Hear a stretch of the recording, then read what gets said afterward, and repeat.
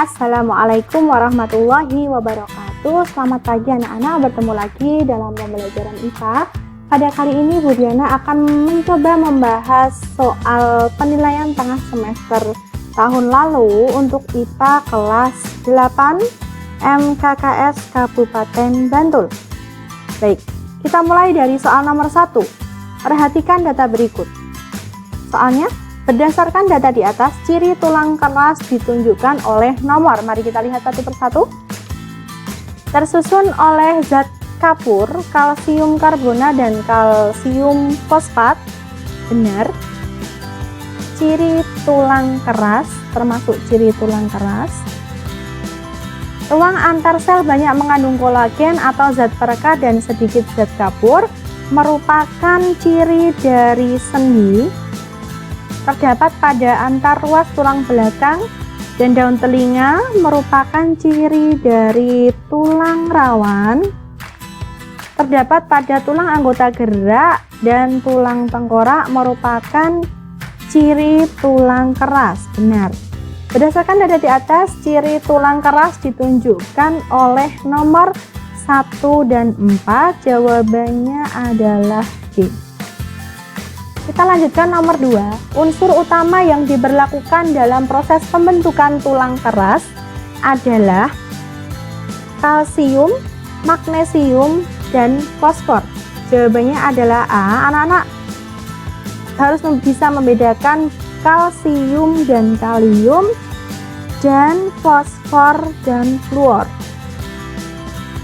Oke, selanjutnya kita bahas nomor 3. Bagian rangka manusia yang tersusun oleh tulang pipa adalah alfa pada jari-jari tangan. Kita lanjutkan nomor 4. Nomor 4, perhatikan gambar berikut. Bagian bertanda X adalah X di sini menunjukkan tulang usus, sedangkan di sini menunjukkan tulang duduk,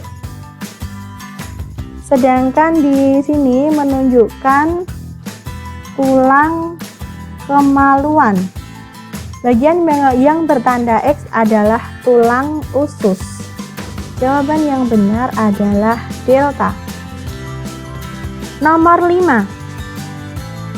Bagian yang ditunjukkan oleh huruf Y dinamakan saluran Hebers.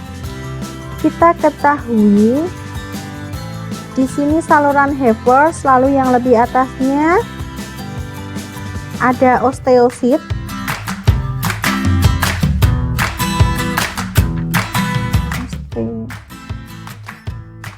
Yang dimaksud kanalikuli adalah bagian yang berupa serabut-serabut ini, sedangkan osteosit adalah bagian yang ditunjuk ini. Selanjutnya nomor 6. Nomor 6, perhatikan gambar berikut. Jenis sendi pada gambar di atas merupakan sendi peluru. Ada di lengan. Jawabannya adalah B. Untuk sendi pelana dapat kita ketahui ada di ibu jari. Untuk sendi putar biasanya ada di leher, dan sendi geser ada di kaki. Nomor 7, otot jantung disebut otot istimewa karena bentuknya seperti otot lurik, tetapi bekerjanya secara tak sadar karena otot jantung merupakan kombinasi antara otot lurik dan otot polos. Jawaban yang benar nomor 7 adalah C. Kita lanjutkan nomor 8.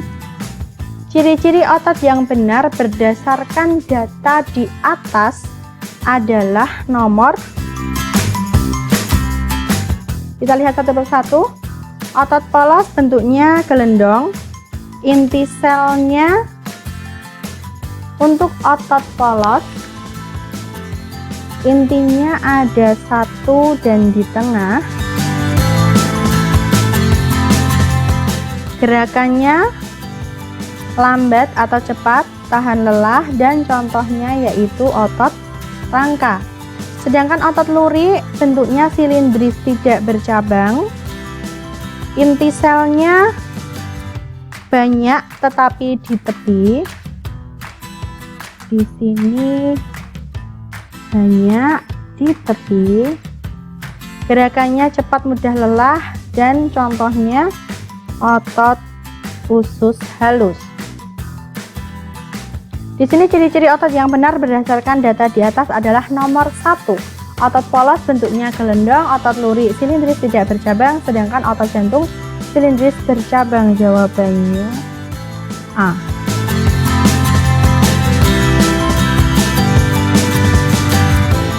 Nomor 9.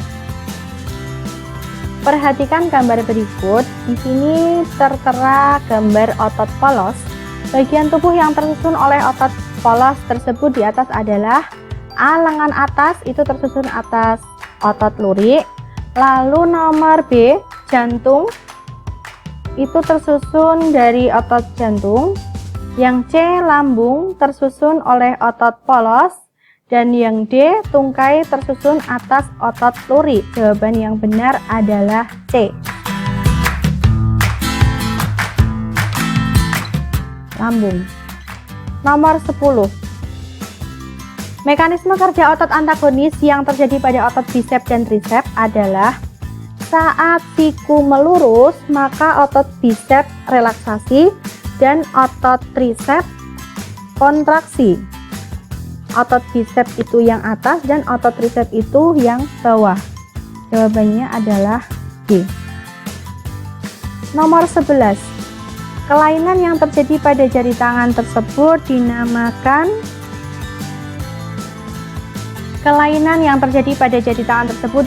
untuk polio adalah penyakit saraf yang menyebabkan kelumpuhan. Bukan ya. Untuk B. Artritis peradangan pada sendi. C. Skoliosis kelainan pada tulang belakang yang membengkok ke samping. Ini juga bukan jawaban yang benar. Osteoporosis tulang rapuh karena kekurangan kalsium. Bukan.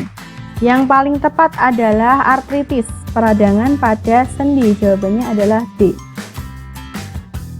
Nomor 12. Upaya yang dapat dilakukan untuk memelihara kesehatan sistem gerak kita adalah tidur tepat waktu atau minum air putih setiap hari atau berolahraga sepanjang hari atau membiasakan berjemur di pagi hari. Yang paling tepat adalah membiasakan berjemur di pagi hari karena untuk pembentukan vitamin D. Mungkin anak-anak pernah berpikir kenapa tidak berolahraga?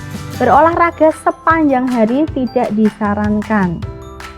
Baik, nomor 13. Adaptasi yang terjadi pada hewan yang bergerak di air seperti ikan adalah menyimpan energi pegas atau elastis untuk aktivitas gerak, merupakan adaptasi di darat.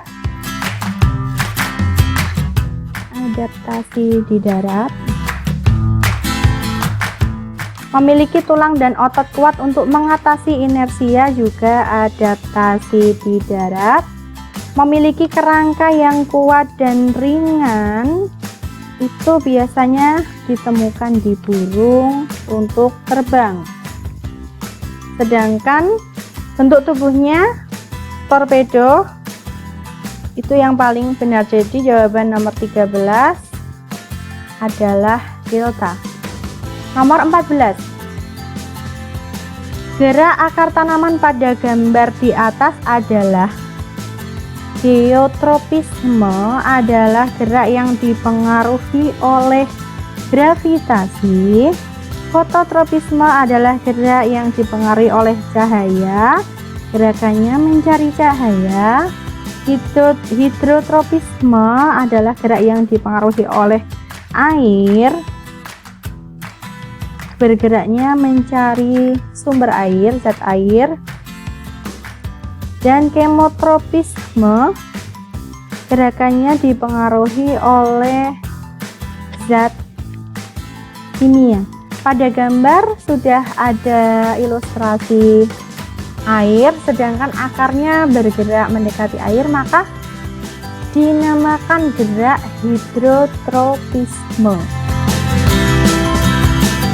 Baik, kita lanjutkan nomor 15. Gambar di bawah ini yang merupakan contoh gerak kemotropisme. Kemotropisme adalah yang dipengaruhi oleh zat kimia. Yang paling tepat adalah yang A, dipengaruhi oleh air sabun. Baik, nomor 16. Suatu hari seorang pedagang bakso mendorong gerobaknya meninggalkan rumah. Berdasarkan konsep gerak fisika, pernyataan berikut yang benar adalah: apakah gerobaknya bergerak terhadap mangkok bakso? Tidak. Apakah gerobaknya bergerak terhadap pedagang bakso? Tidak, karena seiringan pedagang bakso bergerak terhadap rumahnya. Benar ya, rumahnya diam, lalu pedagang bakso tersebut bergerak terhadap rumahnya. Pedagang bakso bergerak terhadap roda gerobak. Tidak, karena juga seiringan. Jawaban yang benar adalah C. Nomor 17. Seorang penumpang kereta api yang sedang melaju melihat pohon-pohon di tepi jalan tampak seolah-olah bergerak dengan arah yang berlawanan. Pernyataan di atas menunjukkan bahwa gerak bersifat relatif atau bersifat semu. Jawaban yang benar adalah A. Nomor 18. Contoh gerak lurus dan gerak zigzag berturut-turut ditunjukkan oleh gambar nomor. Kita lihat satu persatu. Nomor 1 ada gambar kereta. Kita ketahui bahwa kereta bergerak merupakan gerak lurus beraturan. Buah yang jatuh dari pohonnya merupakan gerak lurus berubah beraturan. Nomor 3 ada bola yang dilemparkan ke ring basket merupakan gerak parabola. Sedangkan nomor 4 merupakan gerak zigzag. Gerak lurus dan gerak zigzag. Nomor 2 dan 4. Jawabannya adalah B. Nomor 19. Hima bersepeda dengan lintasan ABC seperti gambar di bawah ini. Waktu dari A hingga C adalah 1 jam. Kecepatan bersepeda yang dilakukan Hima adalah, kita mengetahui dulu bahwa kecepatan bisa didapatkan dari, kita ketahui P. P perpindahan. Kecepatan adalah perpindahan dibagi dengan waktu. Perpindahan dari posisi awal ke posisi akhir A dan C itu bisa diketahui dari Pythagoras. Caranya adalah AB kuadrat ditambah BC kuadrat. Lalu nanti hasilnya diakar 3 kuadrat ditambah 4 kuadrat, hasilnya akar dari 25 yaitu 5 km. Artinya perpindahan dari A ke C adalah 5 km. Waktunya adalah 1 jam, sehingga 5 dibagi 1 jam. Hasilnya adalah 5 km per jam. Jawabannya adalah C. Nomor 20. Berdasarkan data di atas, ciri gerak lurus beraturan yang benar adalah, mari kita lihat satu persatu. Ciri gerak lurus beraturan, lintasannya berupa garis lurus, benar. Kecepatannya tidak tetap. Karena gerak lurus beraturan, maka di sini kecepatannya tetap. Percepatannya 0, benar. Jarak tempuhnya tetap. Kalau jarak tempuhnya tetap itu tidak benar. Gerak lurus beraturan yang benar adalah jarak tempuhnya sama setiap selang waktunya. Jadi jawaban yang benar adalah 1 dan 3. Jawabannya D. Kita lanjutkan nomor 21. Kita lanjutkan nomor 21. Perhatikan gambar berikut, ada sebuah grafik kecepatan terhadap waktu. Ditanyakan percepatan yang dilakukan benda berdasarkan grafik di atas. Caranya adalah kita mencari percepatan, yaitu membagi selisih kecepatan dengan waktu. Baik, di sini kecepatan awalnya 10, kecepatan akhirnya 40. Waktu awalnya 0, sedangkan waktu akhirnya 6 detik. Untuk mencari percepatan tinggal mengurangi saja kecepatan akhir dikurangi kecepatan awal. Di sini 40 dikurangi 10 dibagi dengan waktu tempuhnya 0 sampai 6 detik. Jadi waktu tempuhnya adalah 6 detik. Dari perhitungan ini kita dapat mengetahui 30 meter dibagi 6, hasilnya adalah 5 meter per sekon kuadrat. Jawabannya, percepatannya adalah C. Nomor 22. Perhatikan gambar berikut. Grafik yang menunjukkan gerak lurus berubah beraturan diperlambat adalah, kita lihat satu persatu. OA merupakan grafik gerak lurus berubah beraturan dipercepat. OA adalah GLBB dipercepat karena kecepatannya dari 0 menjadi 6 meter per sekon. Untuk A sampai B merupakan gerak lurus beraturan karena kecepatannya tetap atau konstan.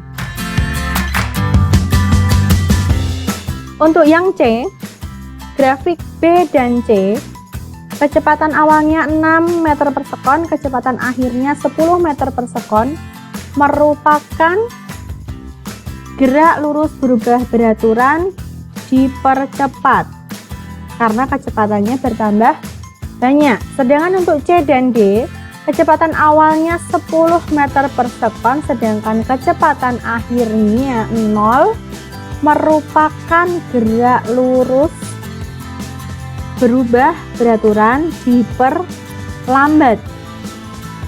Melalui grafik ini kita dapat mengetahui bahwa GLBB diperlambat adalah D. Nomor 23. Peristiwa berikut menunjukkan bahwa gaya dapat mengubah bentuk benda adalah, bola jatuh dari pohonnya merupakan buah jatuh dari pohonnya, termasuk gaya dapat menjadikan benda menjadi bergerak. Bola ditendang ke arah tembok, gaya menjadikan benda menjadi bergerak. Lalu plastisin ditekan dengan tangan menghasilkan perubahan bentuk plastisin, artinya bahwa gaya tersebut dapat mengubah bentuk benda.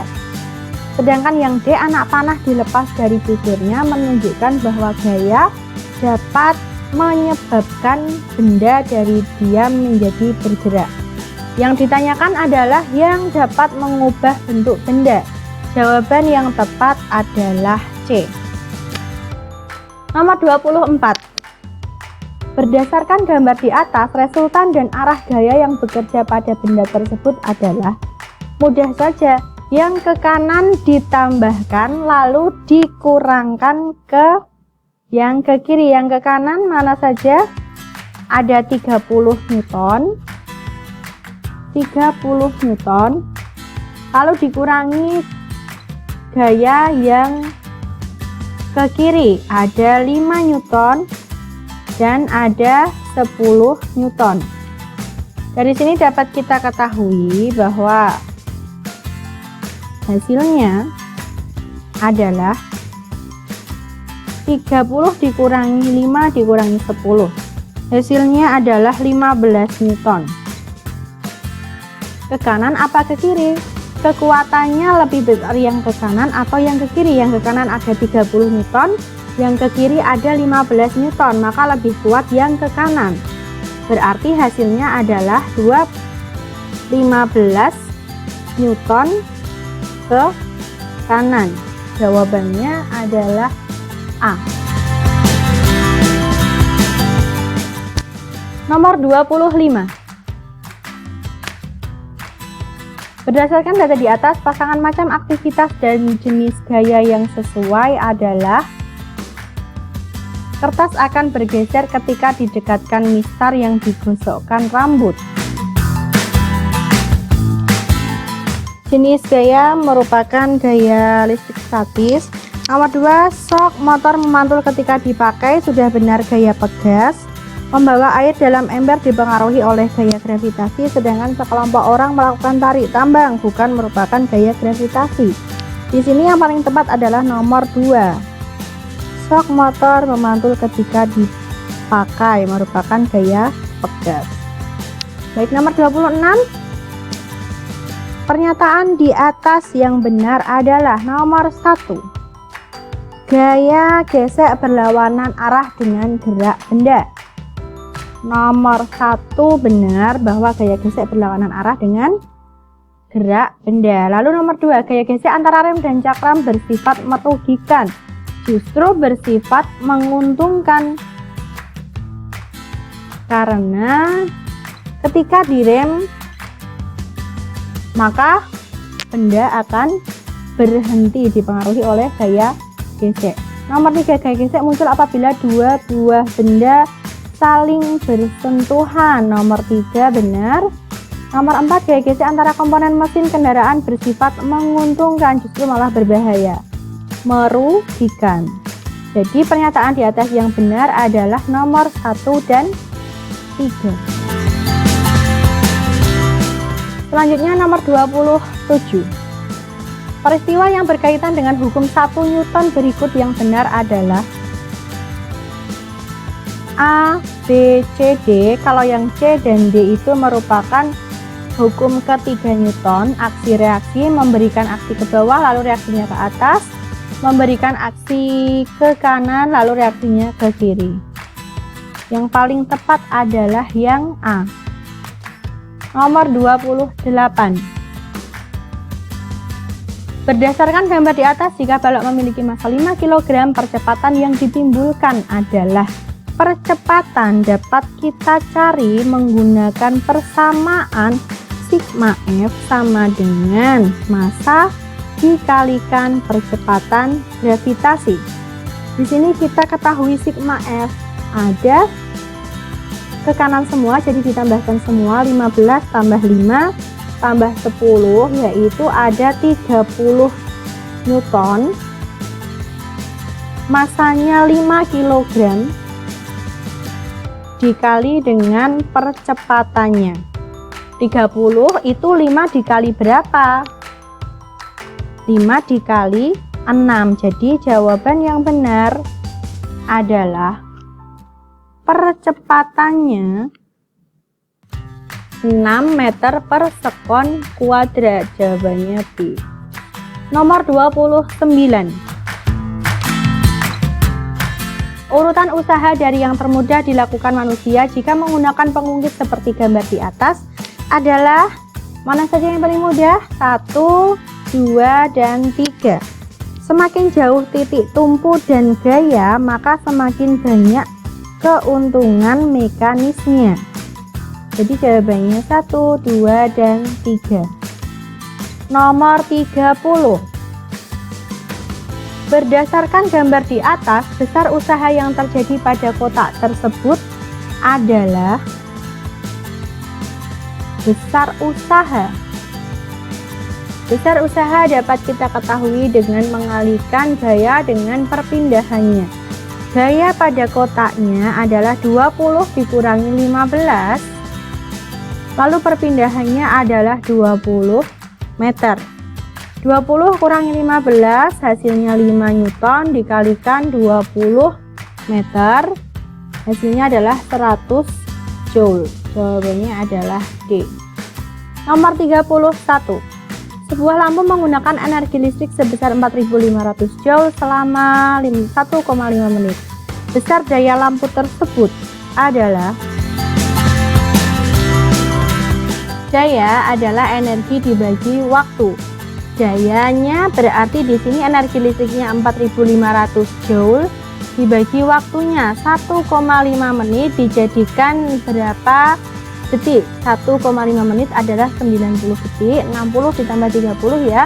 Di sini berarti dayanya 4.500 Joule dibagi 90, hasilnya adalah 50 watt. Jawabannya adalah D.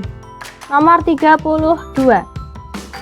Pengungkit jenis kedua terdapat pada gambar yang mana? Apakah nomor 1, A, B, C, atau D? Pengungkit jenis pertama titik tumpunya di tengah, pengungkit jenis kedua bebannya yang di tengah, pengungkit jenis ketiga kuasanya yang di tengah. Berarti kita mencari yang bebannya ada di tengah. Jawabannya adalah C, atau seseorang yang memakai angkong. Nomor 33. Perhatikan gambar berikut. Untuk menarik kotak ke atas truk diperlukan gaya kuasa sebesar. Gaya kuasa dapat kita cari menggunakan persamaan berikut. Gaya kuasa didapatkan dari berat dikali lengan beban dibagi dengan lengan kuasa. Di sini beratnya 100 dikali 3/5, yaitu gaya kuasanya hasilnya 60 Newton. Jawabannya adalah B. Selanjutnya nomor 34. Perhatikan gambar berikut. Keuntungan mekanis yang diperoleh dari bidang miring tersebut adalah kita bisa mencari keuntungan mekanis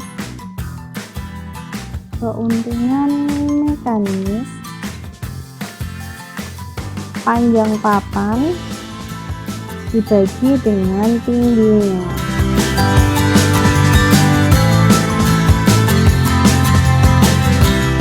Panjang papannya adalah 10, lalu tingginya adalah 6. 10 dicari dengan Pythagoras. Di sini 6, di sini 8, lalu sini sampai sini adalah 10 meter. Tingginya adalah 6 meter. Hasilnya adalah 10 dibagi 6, yaitu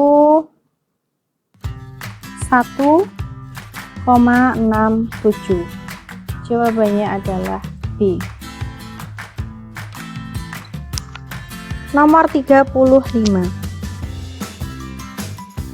Besar gaya yang harus dikeluarkan pekerja bangunan untuk mengangkat beban seberat 150 Newton adalah karena menggunakan katrol ganda, maka keuntungan mekanisnya bisa 2 kali lipatnya. Hasilnya pada kasus ini bisa 150 dibagi 2 karena ada 2 katrol yang bekerja. Hasilnya adalah 75. 150 dibagi 2. Nomor 36.